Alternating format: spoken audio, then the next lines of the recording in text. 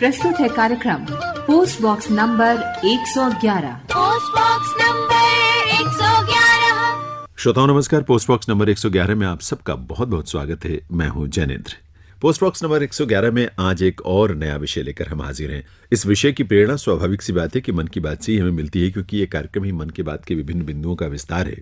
और आपको याद ही होगा श्रोताओं की माननीय प्रधानमंत्री महोदय ने अपने पिछले मन की बात में जिक्र किया था शहद को लेकर, यानी शहद का स्वास्थ्य के दृष्टि से क्या महत्व है, और अगर हम एक आय के स्रोत के रूप में देखें तो उसका क्या महत्व है और उसमें कितनी संभावनाएं हैं। और ऐसे बहुत सारे लोग हैं इस देश में, और खासतौर पर युवा साथी भी अब इस क्षेत्र में आकर्षित हो रहे हैं, जो शहद उत्पादन के साथ जुड़कर अपने आप को आर्थिक रूप से सशक्त बनाने की दिशा में काम कर रहे हैं। माननीय प्रधानमंत्री महोदय ने बहुत कुछ उसके बारे में जिक्र किया था, और इसीलिए हमें उत्सुकता ये हुई कि इसके बारे में हम विस्तार से जानें। शहद उत्पादन देश में किस रूप में हो रहा है, क्या क्या संभावनाएं हैं, क्या क्या कार्यक्रम या योजनाएं भारत सरकार की तरफ से चलाई जा रही हैं जिनका लाभ आपको और हमको मिल सकता है, और उस लाभ को लेकर हम बहुत बेहतर प्रदर्शन भी कर सकते हैं इस क्षेत्र में, यानी शहद उत्पादन के क्षेत्र में।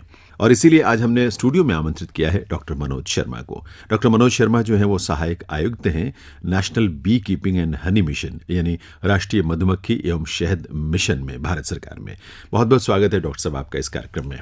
धन्यवाद, नमस्कार। शहद का जिक्र करते ही कुछ वैसे ही मिठास का एहसास होने लगता है मुंह में, क्योंकि शहद हमारी रोजमर्रा की जिंदगी, और हमें तो बचपन में याद है बहुत सारी चीजें ऐसी थी जो डेली दी जाती थी हमें, उसमें शहद भी एक जरूर उसका हिस्सा होता था हमारी दिनचर्या का, और जो चीजें हम खाते पीते थे। एक डॉक्टर साहब, प्रधानमंत्री महोदय ने जो मन की बात में जिक्र किया है इस पूरे संदर्भ को लेकर, यानी शहद उत्पादन या इस मिशन के बारे में, वो अंश हम सुन लेते हैं एक बार, और फिर हम आपसे विस्तार से जानना चाहेंगे इस क्षेत्र में क्या क्या संभावनाएं और किस रूप में हम आगे बढ़ सकते हैं। आइए सुनते हैं। मेरे प्यारे देशवासियों, मन की बात में हम हर बार देशवासियों की ऐसी सफलताओं की चर्चा करते हैं जो हमारे चेहरे पर मीठी मुस्कान बिखेर देती है। अगर कोई सक्सेस स्टोरी मीठी मुस्कान भी बिखेरे और स्वाद में भी मिठास भरे, तब तो आप इसे जरूर सोने पर सुहागा कहेंगे। हमारे किसान इन दिनों शहद के उत्पादन में ऐसा ही कमाल कर रहे हैं। शहद की मिठास हमारे किसानों का जीवन भी बदल रही है, उनकी आय भी बढ़ा रही है। हरियाणा में यमुनानगर में एक मधुमक्खी पालक साथी रहते हैं, सुभाष कंबोज जी। सुभाष जी ने वैज्ञानिक तरीके से मधुमक्खी पालन का प्रशिक्षण लिया। इसके बाद उन्होंने केवल 6 बॉक्स के साथ अपना काम शुरू किया था। आज वो करीब 2000 बॉक्सेस में मधुमक्खी पालन कर रहे हैं। उनका शहद कई राज्यों में सप्लाई होता है। जम्मू के पल्ली गांव में विनोद कुमार जी भी 1500 से ज्यादा कॉलोनियों में मधुमक्खी पालन कर रहे हैं। उन्होंने पिछले साल रानी मक्खी पालन का प्रशिक्षण लिया है। इस काम से वो सालाना 15 से 20 लाख रुपए कमा रहे हैं। कर्नाटका के एक और किसान है मधुकेश्वर हेगड़े जी। मधुकेश्वर जी ने बताया कि उन्होंने भारत सरकार से 50 मधुमक्खी कॉलोनियों के लिए सब्सिडी ली थी।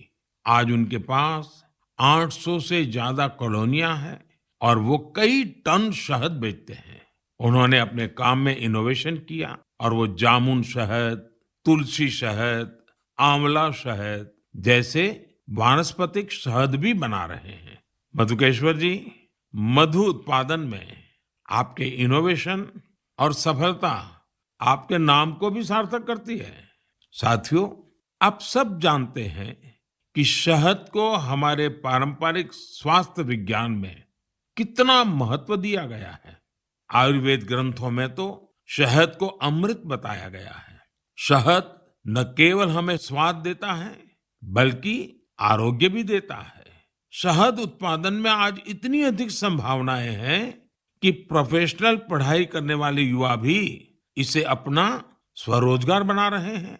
ऐसे ही एक युवा है यूपी में गोरखपुर के निमित सिंह। निमित जी ने बीटेक किया है। उनके पिता भी डॉक्टर हैं, लेकिन पढ़ाई के बाद नौकरी की जगह निमित जी ने स्वरोजगार का फैसला लिया। उन्होंने शहद उत्पादन का काम शुरू किया। क्वालिटी चेक के लिए लखनऊ में अपनी एक लैब भी बनवाई। निमिजी अब शहद और बी वैक्स से अच्छी कमाई कर रहे हैं और अलग अलग राज्यों में जाकर किसानों को प्रशिक्षित भी कर रहे हैं। ऐसे युवाओं की मेहनत से ही आज देश इतना बड़ा शहद उत्पादक बन रहा है। आपको जानकर खुशी होगी कि देश से शहद का निर्यात भी बढ़ गया है। देश ने national bee keeping and honey mission जैसे अभियान चलाए, किसानों ने पूरा परिश्रम किया और हमारे शहद की मिठास दुनिया तक पहुंचने लगी। अभी इस क्षेत्र में और भी बड़ी संभावनाएं मौजूद है। मैं चाहूंगा कि हमारे युवा इन अवसरों से जुड़कर उनका लाभ लें और नई संभावनाओं को साकार करें। श्रोताओं, आपने भी सुना, डॉक्टर साहब आपने भी सुना, प्रधानमंत्री महोदय ने जो बात कही है हमने पहले भी सुना था और आज एक बार फिर से सुनने का मौका मिला है। और देश में खासतौर पर जो नेशनल बी कीपिंग और हनी मिशन के माध्यम से बहुत सारे अभियान चलाए जा रहे हैं जिसमें किसानों को बहुत लाभ हो रहा है। छोटे छोटे किसान हैं जिनको इसका फायदा मिल रहा है। तो सबसे पहले डॉक्टर साहब हम ये जानना चाहेंगे आपसे कि ये जो नेशनल बी कीपिंग और हनी मिशन है भारत सरकार का, ये क्या है? यह जो योजना है ये भारत सरकार द्वारा चलाई गई योजना में जो वैज्ञानिक तरीके से साइंटिफिक बी कीपिंग को बढ़ावा देने के लिए एक योजना 2 साल पहले 2020-21 से शुरू की गई और ये 3 वर्षों के लिए यानी कि 22-23 तक के लिए यह योजना अनुमोदित की गई। और इस योजना को माननीय प्रधानमंत्री जी द्वारा एक नाम जिसको उन्होंने स्वीट रिवोल्यूशन या मीठी क्रांति का नाम दिया गया। जी। इस योजना को उनके द्वारा ये लॉन्च की गई। इस योजना का जो मुख्य उद्देश्य इस प्रकार है कि जो भी शहद का उत्पादन है और शहद के उत्पादन के साथ साथ जो शहद के दूसरे हमारे अवयव हैं या उत्पाद हैं उनको किस प्रकार से हम बढ़ावा दें जिससे कि जो किसान भाई हैं उनकी आमदनी में इजाफा हो सके। जी। तो इसको एक वैज्ञानिक रूप दिया गया, स्वरूप दिया गया साइंटिफिक बी कीपिंग के रूप में। गाँव में देखा है डॉक्टर साहब की कहीं कुछ वैसे मधुमक्खियों ने छत्ता लगाया, लोगों ने निकाला उसमें से कुछ मार्केट में ले जाकर बेचा, इस तरह घूम घूम कर भी बेचते रहे। लेकिन वो बहुत असंगठित रूप से ऐसी चीजें हैं जो कि एक नियमित स्रोत आय का नहीं बन पाती हैं। लेकिन मुझे लगता है कि जो मिशन के जरिए कार्यक्रम चलाए जा रहे हैं उसमें नियमित रूप से और अच्छी आय, मैंने देखा कि लाखों रुपए साल के लोग कमा रहे हैं इसके माध्यम से। तो ये एक बड़ी अच्छी शुरुआत हुई मुझे लगता है। और आत्मनिर्भर भारत के संदर्भ में 500 करोड़ का बजट भी इसके लिए रखा गया था ताकि इसमें जो आवश्यकताएं हैं, जो ढांचागत जरूरतें हैं और बहुत सारी चीजें हैं उनको भी पूरा किया जा सके। इसके अंतर्गत किस किस तरह की स्कीम्स चलाई जा रही हैं जो मिशन के अंतर्गत? मैं इसमें जो national bee keeping and honey mission है इस योजना को हमने 3 भागों में विभाजित किया है। अच्छा। नंबर 1 जो इसका भाग है वह है मिनी मिशन 1। इसमें हमने इसको एक बड़े स्केल पर यानी कि integrated bee development centre IBDC करके अच्छा उनको विकसित करने के लिए, और दूसरा इसमें घटक लिया गया है या कंपोनेंट लिया गया है क्वालिटी कंट्रोल लैब्स के लिए। इसके अलावा बी कीपिंग के जो इक्विपमेंट हैं उनके निर्माण के लिए।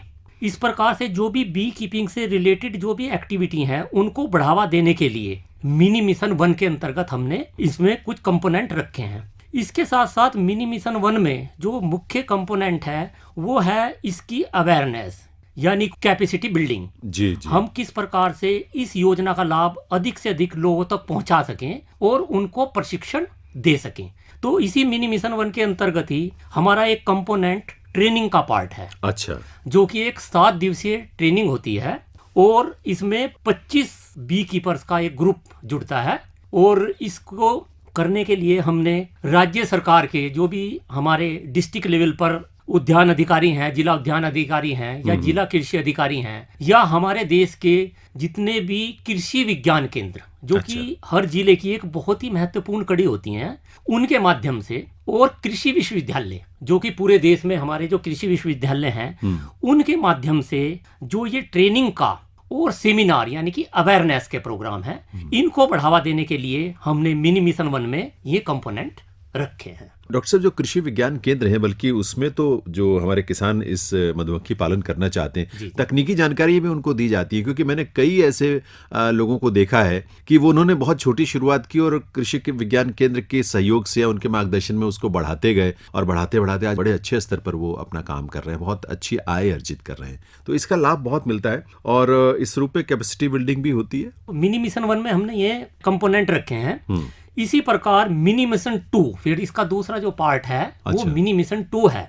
मिनी मिशन 2 में क्या है कि किसान भाइयों ने या हमारे जो भी बी कीपर्स हैं उन्होंने शहद का उत्पादन तो कर लिया, लेकिन उसके बाद की जो क्रियाएं हैं उसके ऊपर मिनी मिशन 2 का फोकस किया गया है। मतलब इसमें प्रोसेसिंग को लेकर। यस, इसमें अभी आप आगे मैं चर्चा करूंगा इसमें। जरूर। हाँ, तो मिनी मिशन 2 में जो हमने कंपोनेंट या घटक रखे हैं उसमें शहद उत्पादन के बाद की, उसमें मुख्य रूप से प्रोसेसिंग यूनिट। आप अपने शहद का आपने उत्पादन किया, फिर आप उसको किस प्रकार से प्रोसेसिंग करेंगे, तो प्रोसेसिंग यूनिट लगाना, इसके साथ साथ स्टोरेज फैसिलिटी, जो कि एक बहुत ही महत्वपूर्ण कदम है, स्टोरेज फैसिलिटी को बढ़ावा देना।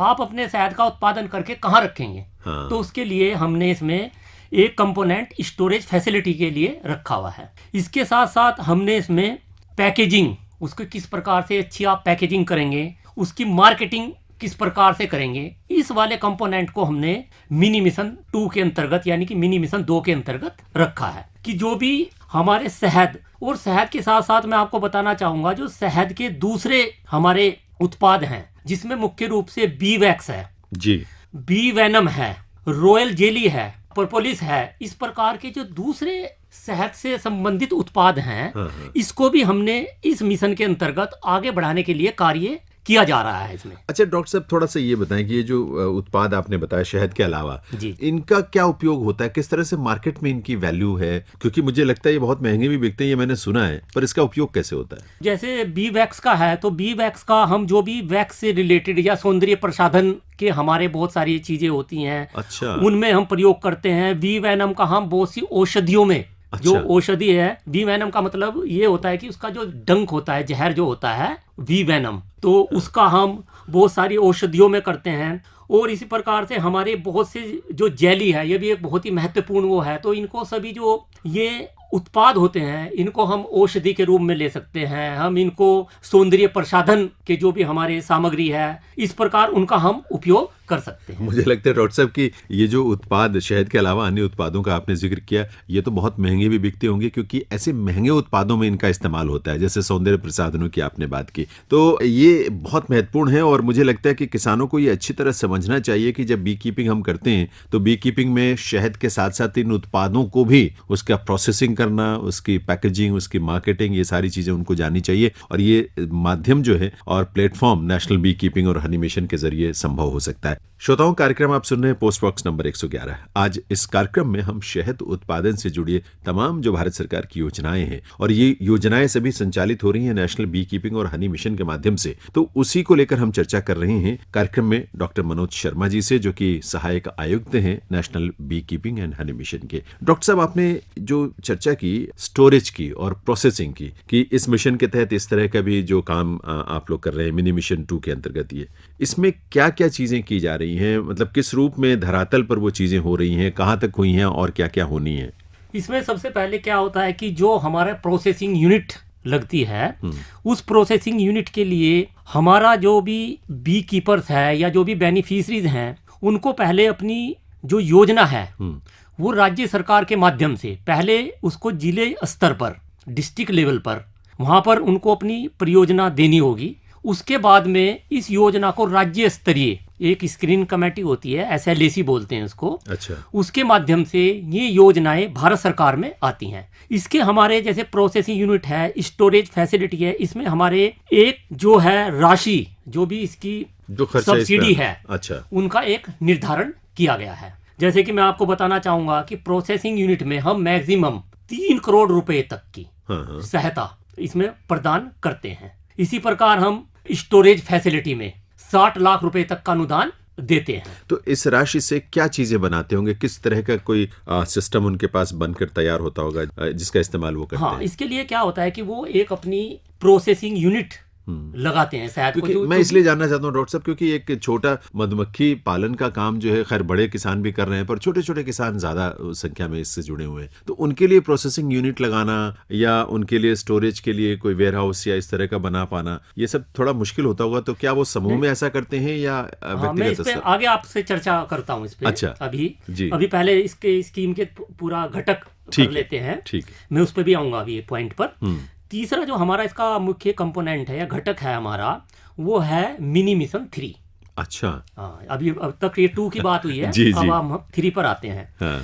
तो मिनी मिशन 3 में जो भी बी कीपिंग से रिलेटेड या इससे संबंधित साइंटिफिक रिसर्च, अच्छा, इसको बढ़ावा देने के लिए मिनी मिशन 3 रखा गया है। तो उसमें हमारे देश के जो भी हमारी जो कृषि विश्वविद्यालय हैं या दूसरे हमारे रिसर्च से रिलेटेड हमारे ऑर्गेनाइजेशन हैं, उनको किस प्रकार से साइंटिफिक रिसर्च में करें, उसके माध्यम से हम मिनी मिशन 3 के अंतर्गत उनको सहायता देते हैं। अच्छा, तो इस प्रकार मैं संक्षेप में कहूंगा कि इस पूरे मिशन को हमने 3 भागों में विभाजित किया है। मिनी मिशन 1, जिसमें कैपेसिटी बिल्डिंग और सारे जितने भी हमारे बी कीपिंग से रिलेटेड कंपोनेंट है उनको रखा गया है।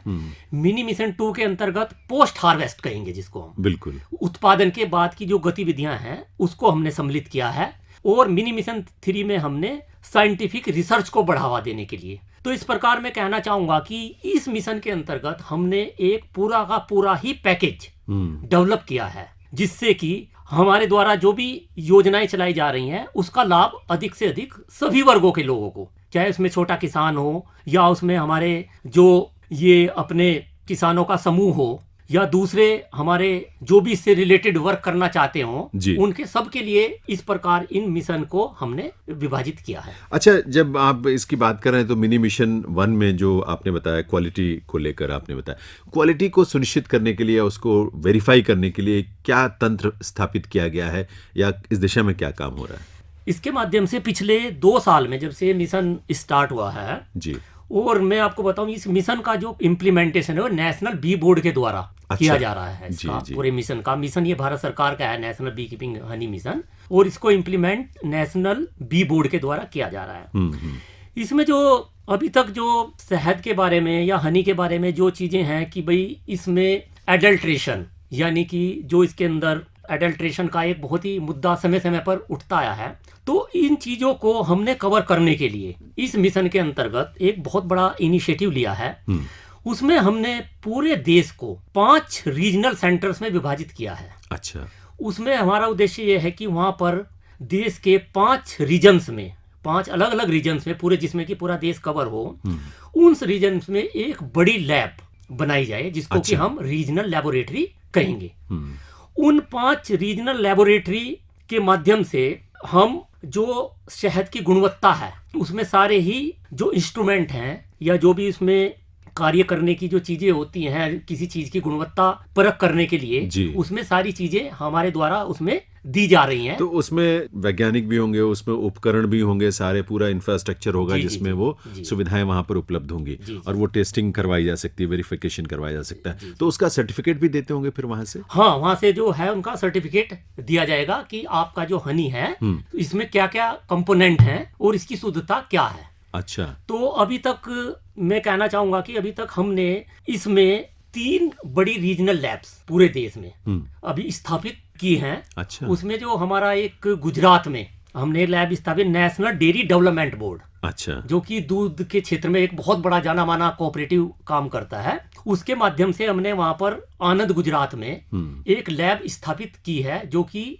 पिछले 2 साल से चल रही है। अच्छा, इसी प्रकार के हमने उत्तर भारत के लिए ये IARI पूसा, जो अपना Indian agriculture research institute Pusa है, यहाँ पर एक लैब स्थापित की गई है जी, और ये लैब लगभग बनकर तैयार है जिसका कि अभी उद्घाटन होना है।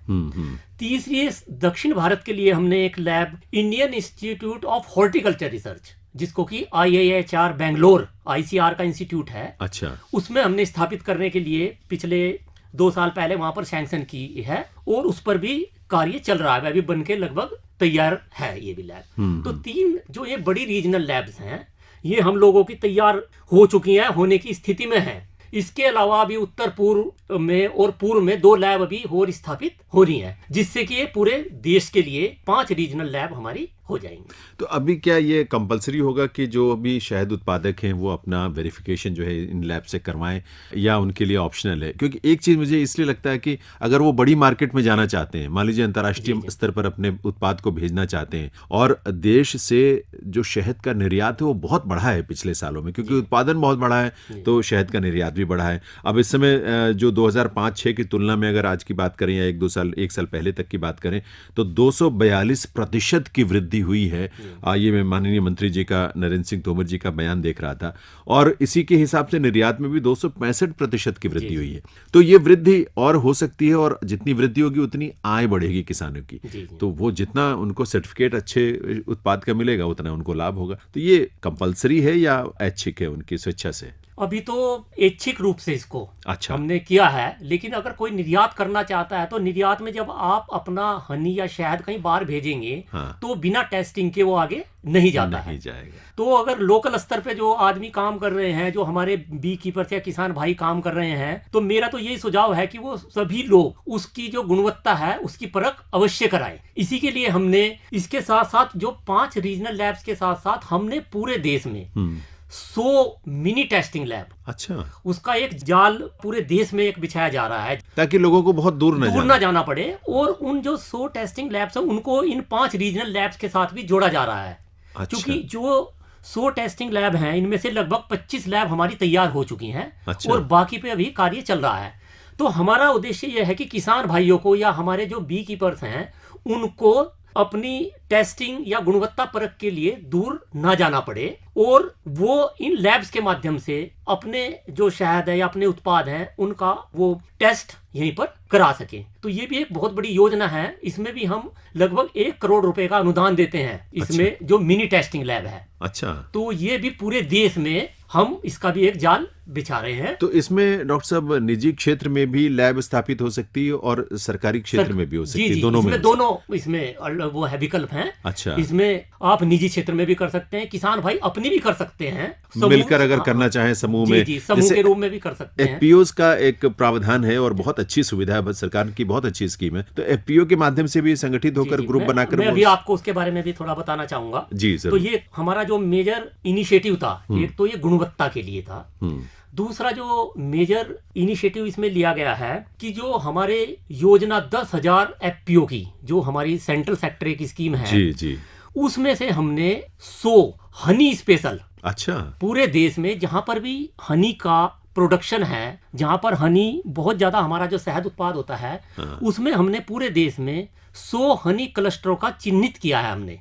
कार्यक्रम में श्रोताओं पोस्ट बॉक्स नंबर 111, और आज शहद उत्पादन को लेकर, और शहद ही क्यों, शहद के साथ और भी जो उत्पाद होते हैं, मधुमक्खी पालन से जुड़ी हुई जो तमाम आय के और माध्यम बन सकते हैं, उन सब पर हम विस्तार से चर्चा कर रहे हैं। खासतौर पर जो देश में नेशनल बी कीपिंग और हनी मिशन चल रहा है, और जैसे कि आपने सुना है कि नेशनल बी बोर्ड जो है उसके अंतर्गत ये सारा मिशन का संचालन किया जा रहा है। तो उसी से जुड़े हुए ये सारी बातचीत है। डॉक्टर मनोज शर्मा जो कि सहायक आयुक्त है national bee keeping and honey mission में, उनसे हम बात कर रहे हैं। डॉक्टर साहब, आप क्लस्टर्स की बात कर रहे थे, 100 क्लस्टर्स ऐसे देश में बनाए गए हैं, उनके अब बताइए उनके बारे में विस्तार से, ये क्या है, किस रूप में संचालित होते हैं, किसानों को क्या लाभ मिलता है या मधुमक्खी पालकों को क्या लाभ मिलेगा इससे? जो हमारी ये योजना है NBHM, इसमें एक ये भी बहुत ही महत्वपूर्ण हमारा अचीवमेंट रहा है कि इसमें हमने पूरे देश में जहां पर मधुमक्खी पालन ज्यादा होता है उसको हमने आइडेंटिफाई किया है, और इसको 100 क्लस्टर यानी कि 100 फार्मर प्रोड्यूसर ऑर्गेनाइजेशन के रूप में विकसित करने की योजना रखी गई है। अच्छा।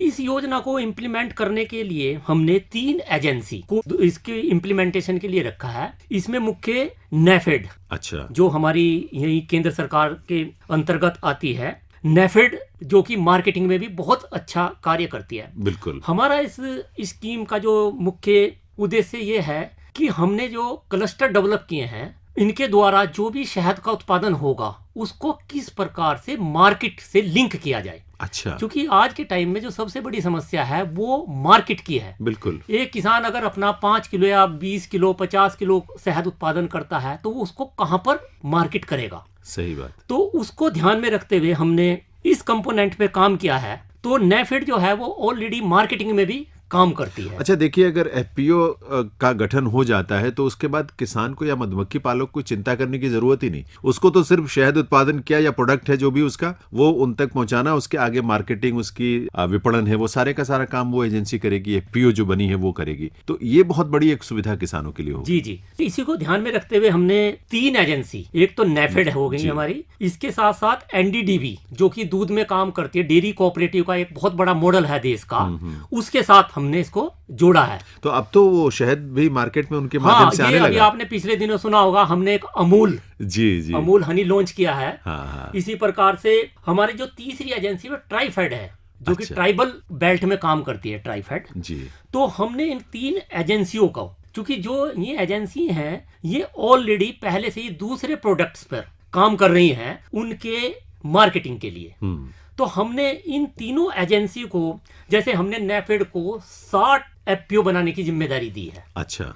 इसी प्रकार हमने नेशनल डेयरी डेवलपमेंट बोर्ड को 26 हमने आवंटित किए हैं बनाने के लिए।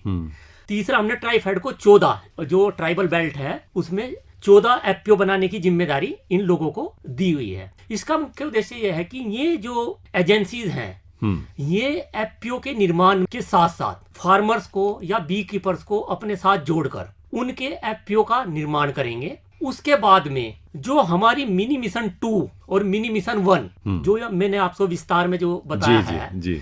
उनके माध्यम से वहीं पर जहां पर ये एफपीओ बनाए जाएंगे, वहीं पर उनका प्रोसेसिंग यूनिट, वहीं पर उनका मार्केटिंग ब्रांडिंग, वहीं पर उनकी स्टोरेज फैसिलिटी, अच्छा, वहां पर यही लोग के द्वारा स्थापित की जाएगी। तो जैसे कि एक एफपीओ में लगभग 300 किसान जुड़ते हैं, लगभग ज्यादा भी हो सकते हैं। हाँ। लेकिन एक लगभग जो स्टैंडर्ड है भारत सरकार का वो लगभग 300 किसानों का है जी।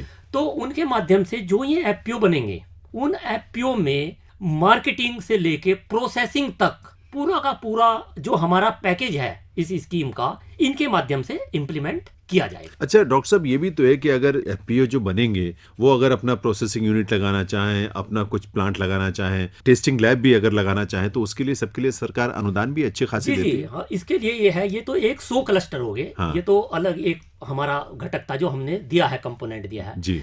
इसके अलावा हमारा जो पैटर्न ऑफ असिस्टेंस है इसके लिए, वो सभी के लिए खुला हुआ है। उसमें आप इंडिविजुअल फार्मर्स भी काम कर सकता है, उसमें हमारा कोऑपरेटिव्स, जो भी कोऑपरेटिव्स हैं, अच्छा, वो भी काम कर सकती हैं। हमारे जो एफपीओ बने हुए हैं उनके माध्यम से भी आप इसको अनुदान ले सकते हैं। इसके साथ साथ जो हमारे सेल्फ हेल्प ग्रुप्स हैं, हाँ, उनके भी माध्यम से आप इस योजना को इम्प्लीमेंट कर सकते हैं। अच्छा, उसमें हमारी ये संस्थाएं हैं, इन संस्थाओं को हम 75% तक अनुदान देते हैं। जो भी लागत आती है उसमें एक हमारे जो लागत है वो एक निर्धारित है, वो आप जब हमारी वेबसाइट है इसकी मिशन की, अच्छा, उस पर पूरा का पूरा विस्तार से दिया हुआ है। लेकिन इस मामले में भी उनको राज्य सरकार के माध्यम से ही आप तक आना होगा। इसका जो मुख्य वो है कि उसमें पहले आपको डिस्ट्रिक्ट लेवल पर, अच्छा, जो आपका जिला है वहां पर उद्यान विभाग या कृषि विभाग, ये हमारी इम्प्लीमेंटेशन राज्य सरकार की है, तो उनके माध्यम से पहले जो परियोजना है उसको आप डिस्ट्रिक्ट लेवल पर जाएंगे। वहां पर डिस्ट्रिक्ट लेवल स्क्रीनिंग कमेटी होती है, अच्छा, जो कि आयुक्त या डीएम के अध्यक्षता में होती है। वहां से उस परियोजनाओं को आगे फिर आप राज्य स्तरीय जो हमारी स्क्रीनिंग कमेटी होती है, वहां पर जो प्रमुख सचिव या सचिव होते हैं उनकी अध्यक्षता में एक समिति होती है, उनके माध्यम से ये स्कीम भारत सरकार में नेशनल बी बोर्ड में पहुंचती है। अच्छा। तो फिर जो हमारे इसमें नियम हैं या हमारी जो भी इसमें सब्सिडी के नॉर्म्स हैं, उसके अंतर्गत जो भी इसमें अनुदान होता है उसको हम यहाँ पर वो करते हैं। लेकिन इसमें दूसरा सबसे बड़ी चीज ये है कि जो अनुदान स्वीकृत होता है वो अनुदान हम सीधे इम्प्लीमेंटेशन एजेंसी, यानी कि जो भी एफपीओ है या कोई व्यक्तिगत है या सेल्फ हेल्प, उसके सीधे खाते में ट्रांसफर की जाती है। ये चूंकि एक सेंट्रल सेक्टर स्कीम है जी, तो ये इसमें विशेष रूप से ये सुविधा रखी गई है। ये जरूरी भी है क्योंकि कई बार धन यहाँ से जब जाता है तो कहीं ना कहीं इधर उधर भी हो सकता है। तो अगर सीधे उस एफपीओ के खाते में जाता है या व्यक्तिगत स्तर पर कोई करना चाहता है, कोई ढांचा बनाना चाहता है, उदाहरण के लिए प्रधानमंत्री जी ने जिक्र भी किया था एक ऐसे युवा का, उत्तर प्रदेश में गोरखपुर के निमित सिंह के बारे में प्रधानमंत्री जी ने बोला था मन की बात में। अब देखिए, निमित ने बीटेक की पढ़ाई की है, उनके पिताजी खुद डॉक्टर हैं, लेकिन पढ़ाई के बाद नौकरी की जगह निमित को ये लगा कि शहद उत्पादन का काम शुरू करना चाहिए। फिर उन्होंने क्वालिटी चेक के लिए लैब भी स्थापित की लखनऊ में अपनी। तो ये सारी चीजें संभव होती हैं अगर आप व्यक्तिगत स्तर पे कर सकते हैं, आपके पास संसाधन है तो बहुत अच्छी बात है। लेकिन मुझे लगता है कि पैसे की कमी आड़े नहीं आने वाली। अगर आप करना चाहते हैं तो सरकार, केंद्र सरकार के पास बजट है और वो आपको पैसा, बजट की कोई समस्या नहीं, लेकिन जो भी ये प्रोसीजर है उसके तहत हाँ ये है तो हम इसको करते हैं। इसमें कोई किसी प्रकार की कोई अड़चन नहीं होती है। चलिए देखिए, शहद में तो खैर एक तो मार्केट में आजकल हम देखते हैं ना, शहद सरसों के फूलों वाले शहद हैं, लीची वाले शहद हैं, यहाँ तक कि नीम के शहद भी, और मुझे लगता है कि बहुत उपयोगी हैं अलग अलग, और लोग उपयोग भी खूब कर रहे हैं, इनका लाभ भी मिल रहा है। श्रोताओं, कार्यक्रम आप सुन रहे हैं पोस्ट बॉक्स नंबर 111 और आज इस कार्यक्रम में शहद उत्पादन और उससे जुड़ी चीज़ों को लेकर हम बातचीत कर रहे हैं डॉक्टर मनोज शर्मा से। मनोज शर्मा जी जो हैं वो सहायक आयुक्त हैं national bee keeping and honey mission में, यानी जो राष्ट्रीय मधुमक्खी एवं शहद मिशन है भारत सरकार का और जिसका संचालन नेशनल बी बोर्ड के माध्यम से होता है, उसमें आप सहायक आयुक्त हैं। डॉक्टर साहब, एक बड़ी कमाल की कुछ बातें जब देखिए हम जानने की कोशिश करते हैं तो नई नई चीज़ें मालूम होती जो हमें पहले नहीं मालूम थी। अब मैंने एक जगह पढ़ा कि मधुमक्खी पालन से जो आर्थिक लाभ है वो तो है ही है, मधुमक्खी पालन से वातावरण भी शुद्ध होता है, पर्यावरण आपका शुद्ध होता है। फिर आप कम से कम जगह में इस चीज को कर सकते हैं, कम लागत में शुरू कर सकते हैं, आप बहुत छोटे स्तर पर शुरू करेंगे और उसके बाद धीरे धीरे विस्तार कर सकते हैं। तो इसके लिए कोई ये जरूरी नहीं कि बहुत पूंजी हो, बहुत जगह हो आपके पास, तभी आप शुरू कर सकते हैं। तो कोई भी व्यक्ति, मुझे लगता है जहां घर है उसके आसपास भी कुछ अगर वो अपना बनाते हैं सिस्टम तो कर सकते हैं। अब एक चीज ये बताएं, थोड़ा सा मुझे इस चीज के लिए जानना जरूरी लगता है क्योंकि धरातल पर बहुत सारी लोगों से जो प्रतिक्रियाएं मिलती हैं या लोग अनुभव साझा करते हैं। केंद्र सरकार इतने कुछ कार्यक्रमों का संचालन कर रही है, लेकिन वो सारे कार्यक्रम जो है राज्य सरकार और राज्य सरकार के अंतर्गत फिर जिला प्रशासन और जिला प्रशासन पर जो अधिकारी संबंधित हैं उनके माध्यम से होता है। लेकिन अब कुछ ऐसे लोगों की प्रतिक्रियाएं या लोगों के कुछ ऐसे शिकायतें भी कह लें आती हैं कि ग्रुप या कुछ लोग चाहते हैं कि ट्रेनिंग का कार्यक्रम आयोजित किया जाए या उनको उनके बारे में उनको जागरूक करने की कोशिश भी की जाए। अब वहां से उस तरह का रिस्पॉन्स नहीं मिलता। ऐसे में क्या वो सीधे आपको संपर्क कर सकते हैं, यानी मतलब एनबीबी को संपर्क कर सकते हैं? हाँ, इसके लिए जो योजना है उसमें जो किसान भाई ट्रेनिंग करना चाहते हैं या इसके बारे में जानकारी लेना चाहते हैं, वो सीधे नेशनल बी बोर्ड को भी ईमेल द्वारा या टेलीफोन द्वारा सूचित कर सकते हैं।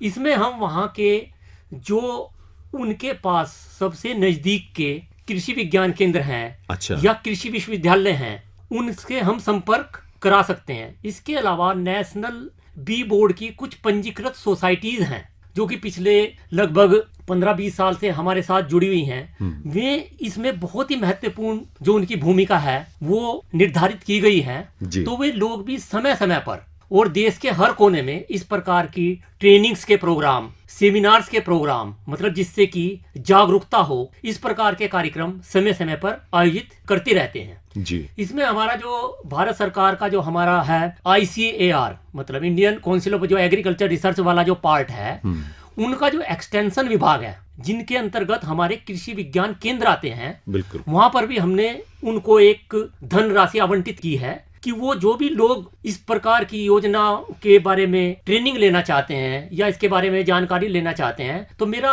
उन सभी से सुझाव है कि वो अपने नजदीक के कृषि विज्ञान केंद्र पर एक बार अवश्य जाए, क्योंकि कृषि विज्ञान केंद्र में हर जगह ट्रेनिंग की फैसिलिटीज और वहां पर जो मुख्य कीट वैज्ञानिक भी सभी केवीकेएस में होते हैं, तो उनसे जरूर संपर्क करें। या आपके पास जो आपका ब्लॉक स्तर के अधिकारी हैं, वहां पर भी समय समय पर राज्य सरकार द्वारा इस प्रकार के कार्यक्रमों का आयोजन किया जाता है। उनको विशेष रूप से जो धन है वो हमारे द्वारा दिया जाता है, लेकिन सभी लोग केंद्र सरकार के पास सीधे नहीं आ सकते। तो जो एक इम्प्लीमेंटेशन भारत सरकार का मैकेनिज्म है, उसके माध्यम से जो भी उनके नजदीक है उनसे वे संपर्क कर सकते हैं। और हमारी कुछ जो पंजीकृत सोसाइटीज है वो हमारी जी वो हमारी वेबसाइट पर भी हैं, तो उनके माध्यम से भी आप उनसे भी संपर्क कर सकते हैं। तो वो लोग भी समय समय पर प्रशिक्षण और ये इस प्रकार की जो भी उनकी तकनीकी जानकारी वो भी उनको दे सकते वो दे सकते। मुझे लगता है डॉक्टर साहब ये बहुत आसान तरीका है कि आपकी जो वेबसाइट है, वेबसाइट पर जाने पर एक तो ये है कि इन सब चीजों की जानकारी मिल जाती है, इसके अलावा बहुत सारी चीजों के बारे में जानकारी मिलती है। तो आप अगर टेक्नोलॉजी का इस्तेमाल करते हैं, इंटरनेट का इस्तेमाल करते हैं, कंप्यूटर का इस्तेमाल करते हैं, आप वेबसाइट वेबसाइट पर जाएं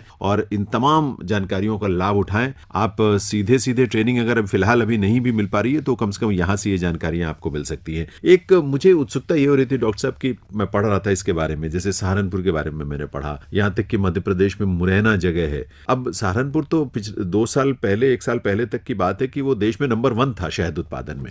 ऐसे ही मुरैना के बारे में जानकारी देख रहा था मैं कि 30,000 टन शहद का उत्पादन वहां पर हुआ, जिसके 30 करोड़ रुपए से अधिक की उसकी राशि जो है आय के रूप में अर्जित की गई। तो कुछ ऐसी जगह हैं जहां बहुत ज्यादा एक उत्पादन का वो दिखता है हमें दृश्य। ऐसी क्या खास बात है, जैसे सहारनपुर के लोगों ने जो मधुमक्खी पालक थे, ऐसा क्या उन्होंने खास किया या खास हुआ वहां पर? इसमें मैं आपसे कहना चाहूंगा कि ये जो मैंने अभी पीछे भी आपसे जिक्र किया, जो 100 क्लस्टर या ये एफपीओ बनाने की बात है, ये 100 जो क्लस्टर है वो इसी प्रकार के स्थानों में, क्योंकि मधुमक्खी पालन का जो मुख्य वो होता है कि वहां पर आपकी जो फसलें हैं वो किस प्रकार की फसलें हैं, क्योंकि इनको मधुमक्खी के पालन के लिए जो मुख्य रूप से फ्लावर यानी कि फोनार फ्लोरा ये होना बहुत आवश्यक है। हाँ। तो जैसे सहारनपुर है, ये हमारा पश्चिमी उत्तर प्रदेश का एक बहुत प्रोग्रेसिव एरिया है, तो वहां पर खेती के साथ साथ, क्योंकि पश्चिम उत्तर प्रदेश में खेती का एक बहुत ही महत्वपूर्ण योगदान है, बिल्कुल, तो उन्होंने उसमें जो वहां के लोगों में एक जागरूकता अभियान, वहां पर हमारी 1-2 जो पंजीकृत सोसाइटीज हैं उन्होंने वहां पिछले 20-25 साल से काम कर रहे हैं। अच्छा। तो उनके माध्यम से एक वहां के लोगों में एक जागरूकता बनी और उन्होंने वहां पर अपने खेती के साथ साथ एक सहायक उद्योग के रूप में इसको बी कीपिंग को विकसित किया। अरे वाह। तो इसलिए बार बार सहारनपुर का नाम पूरे देश में नंबर 1 पर रहा। इसी प्रकार मुरैना में भी लोगों ने काम किया, क्योंकि उधर मध्य प्रदेश में राजस्थान का मैं भरतपुर कहना चाहूंगा, वहां पर क्या कि सरसों का एक बहुत बड़ा बेल्ट है। बिल्कुल। और शहद जो है, सरसों का शहद जो मस्टर्ड हनी है, ये भी एक बहुत ही महत्वपूर्ण चीज है। तो इसमें जहां जहां पर अच्छे फूल, अच्छे फल जहां जहां पर है, जैसे बिहार में लीची का शहद आपने कहा काफी वहां से होता है। तो ये अलग अलग स्थानों पर अलग अलग जो हमारी जैव विविधता है फसलों की, तो उसके ऊपर भी एक ये बहुत बड़ा निर्भरता है। तो इस प्रकार से वो अलग अलग टेस्ट के हनी भी आपको मिलेंगे, क्योंकि वो वहाँ की जो विशेष फसलें हैं, तो जो मधुमक्खी अपना भोजन बनाती है वो उन्हीं फसलों से लेती है, जिससे कि उनका शहद बनता है। और वो अगर शहद का आप सेवन करते हैं तो उसमें वो स्वाद भी आता है, वो उसी का स्वाद आएगा आपको। बिल्कुल। लेकिन एक बड़ी ये इंपॉर्टेंट बात आपने डॉक्टर साहब कही है। देखिए, संसाधन या स्रोत तो देश में, क्योंकि भारत देश इतना समृद्ध है इस मामले में जैव विविधता को लेकर, सब जगह है वो चीजें। लेकिन कुछ जगहों पे जहां लोग जागरूक हो गए, जागरूक होकर एक हो गए, उन्होंने अपना कोई समूह बनाया, कोई संगठन बनाया और जागरूकता अभियान चलाया, और इस तरह से उन्होंने अपने काम को विस्तार दिया। आज वो बहुत सफल हैं, बहुत अच्छी आय अर्जित कर रहे हैं, और उसका लाभ और लोगों को भी मिलेगा और मिल रहा है। बाकी जगह के लोग भी अगर ऐसा कर सके तो बड़ा अच्छा होगा। हमारे पास जो सबसे पहला क्वेश्चन आता है वो आता है कि शुद्ध शहद कहाँ से लें? सबसे बड़ी बात ये पहला क्वेश्चन मार्क होता है जी। तो इसके अभी हमारे पास कोई जवाब नहीं होता, तो हम उनको केवल यही कहते हैं कि भाई जहां पर हमारे ये क्लस्टर काम कर रहे हैं, जो हमारी कुछ सोसाइटीज काम कर रही हैं, आप इन लोगों से संपर्क करें। हम तो अपनी तरफ से ये कहते हैं कि 100% आपको वहां पर शुद्ध शहद मिलेगा। बिल्कुल सही बात है। अच्छा, इसमें कई बार जिक्र होता है कि प्राकृतिक शहद। अब प्राकृतिक शहद क्या है, या और दूसरी तरह का शहद क्या होता है, ये मतलब एक आम आदमी के हिसाब से मुझे समझ में नहीं आ पाता। इस योजना में भी विशेष रूप से हमने एक कंपोनेंट रखा है हाई एल्टीट्यूड, यानी ऊंचाई वाले क्षेत्रों पे या जंगलों का। अच्छा। वाइल्ड हनी बोलेंगे जिसको। तो वहां पर क्या होता है कि वहां पर जो भी रिसोर्सेज होते हैं वो सभी प्राकृतिक होते हैं। वहां पर जो फसलें होती हैं वो भी प्राकृतिक होती हैं पहाड़ पर। वहां पर भी कुछ औषधि वगैरह होती हैं। वहां पर जो मधुमक्खी पालन होता है वो बिल्कुल प्राकृतिक रूप से होता है, क्योंकि मैदानी क्षेत्रों में क्या होता है कि कुछ फसलों के ऊपर आप कीटनाशक या कुछ दूसरी चीजें भी हो सकती हैं। बिल्कुल।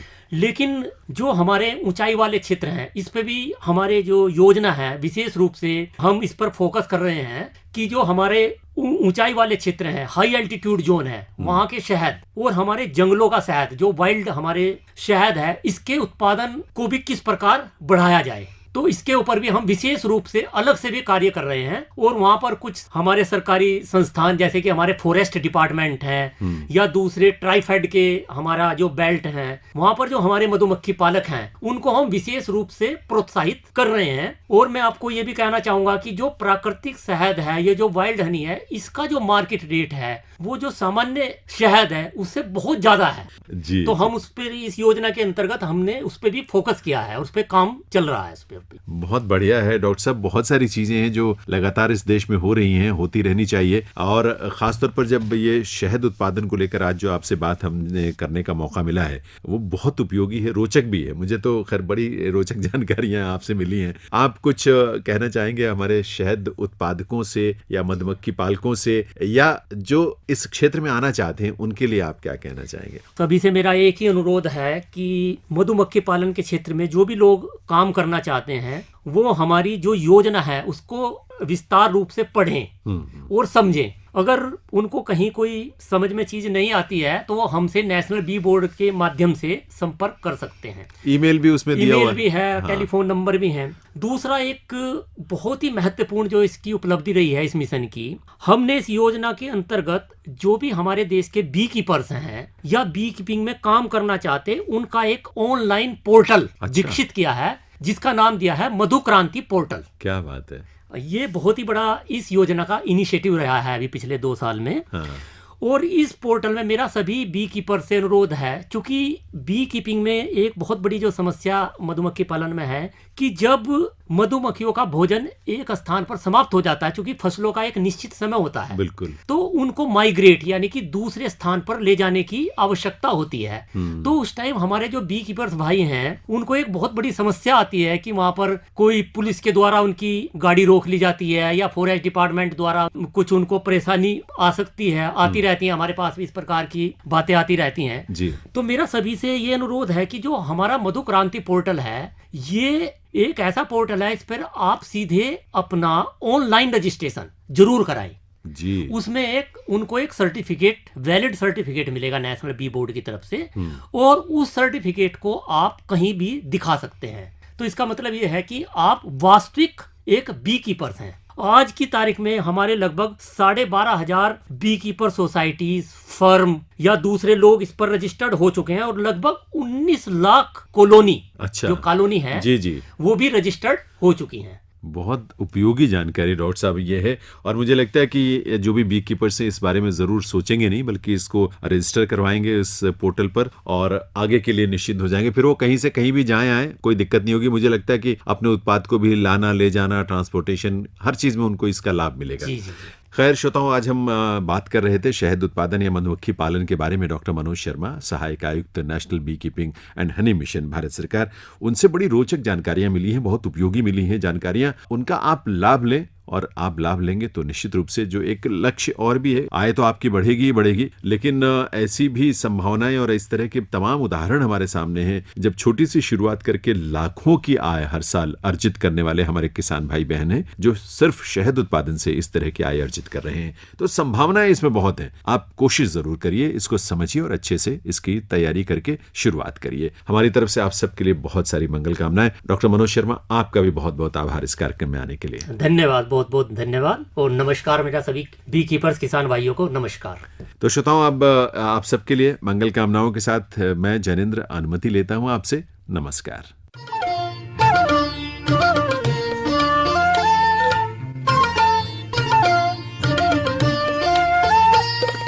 अभी आप सुन रहे थे कार्यक्रम post box number 111। Post box number 111। इस कार्यक्रम के प्रस्तुतकर्ता थे Jainendra Singh. Post box number 111।